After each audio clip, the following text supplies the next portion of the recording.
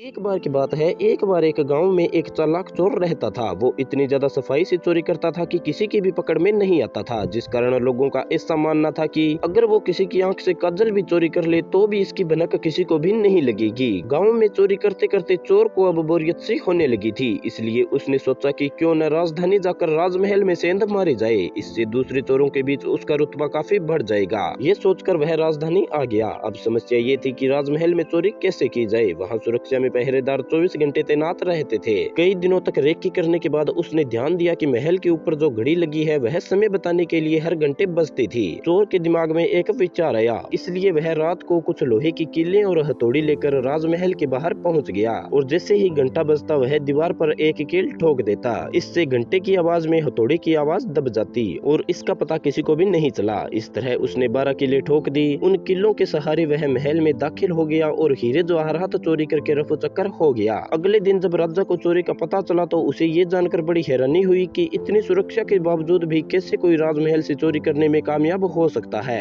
जिस कारण राजा ने नगर में सिपाहियों की संख्या बढ़ाने का आदेश दे दिया और कहा कि कोई भी व्यक्ति रात में घूमता नजर आए तो चोर समझकर उसको गिरफ्तार कर लिया जाए। दरबार में ऐलान के वक्त चोर भी भेष बदल कर मौजूद था। उसने चालाकी से ये भी पता लगा लिया कि कौन कौन सिपाही इस काम के लिए चुने गए हैं। फिर उसने उन सिपाहियों के घर का पता लगाया और उसके बाद साधु का भेष धारण करके उनके घर पहुंच गया। वहां उसने पाया कि सभी सिपाहियों की पत्नियां चाहती थी कि उनका ही पति चोर को पकड़े। इसी बात का फायदा उठाते हुए उसने सभी की पत्नियों से कहा कि पूरी रात तुम्हारे पति चोर की तलाश में बाहर रहेंगे। इस बीच चोर तुम्हारे पति का भेष धारण करके घर में घुसने की कोशिश करेगा। भले ही वह तुम्हारे पति की आवाज निकाले, लेकिन तुम उसे अंदर मत आने देना और गर्म कोयला उस पर फेंक देना, जिससे कि वो घायल हो जाए और पकड़ा जाए। पत्नियों ने इस काम के लिए हामी भर दी। अब सुबह के 4 बज गए थे और सभी सिपाही चोर को ढूंढते ढूंढते थक गए थे। तभी सारे सिपाहियों ने सोचा कि अब घर चलकर थोड़ा आराम कर लेते हैं। जब वे घर पहुंचे और दरवाजा खटखटाया तो पत्नियों को शक हुआ। उन्होंने सोचा कि साधु की बात तो सच हो गई है, जरूर ये चोर ही है जो कि भेष बदल कर आया है। वे जलता हुआ कोयला अपने पतियों पर फेंकने लगी। इससे सारे सिपाही घायल हो गए और उन्हें वैद्य के पास भर्ती कराना पड़ा।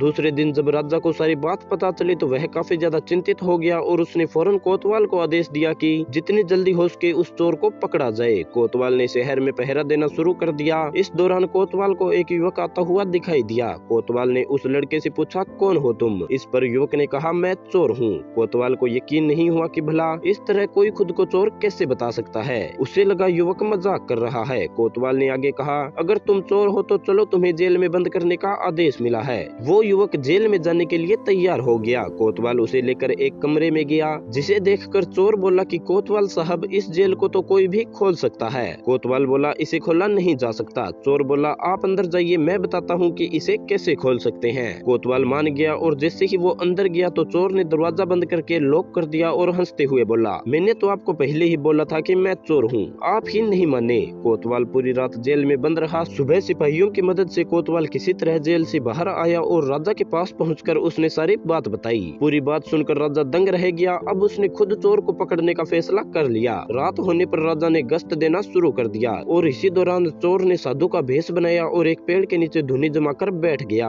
गश्त के दौरान राजा इधर उधर चक्कर काट रहा था और इसी दौरान उसने पेड़ के नीचे बैठे साधु को देखा तो पूछा, बाबा, इधर से किसी अजनबी को जाते हुए देखा है क्या? इस पर साधु के भेष में बैठा चोर बोला कि मैं ध्यान में था इसलिए नहीं देख पाया। इस दौरान राजा को एक विचार आया और उसने तय किया कि वह साधु की पोशाक पहनकर पेड़ के नीचे बैठकर नजर रखेगा और साधु को अपने कपड़े पहना देगा ताकि वह नगर के चक्कर लगा सके। पहले तो चोर इस बात पर राजी नहीं हुआ, लेकिन काफी चर्चा के बाद वह राजा के कपड़े पहनने के लिए राजी हो गया। राजा साधु के भेष में पेड़ के नीचे बैठ गया। इस दौरान चोर ने राजा के कपड़े पहने घोड़े पर बैठा और राजमहल में जाकर आराम से सो गया। जब पूरी रात गुजर गई और सुबह के 4 बजे के करीब राजा को लगा कि साधु तो अब तक नहीं लौटा और न ही कोई अजनबी इस रास्ते से गुजरा है, तो उसने महल लौट जाने का फैसला किया। जब वह महल के पास पहुंचा तो पहरेदारों ने सोचा कि राजा तो काफी पहले ही महल में आ चुके हैं, ये तो जरूर कोई बहरूपिया है। उन्होंने राजा को बहरूपिया समझकर जेल में डाल दिया। भोर होने पर एक संतरी ने राजा को पहचाना और जेल से बाहर निकाला। इसके बाद पहरेदारों ने भी राजा से माफी मांगी और राजा ने उन्हें माफ कर दिया।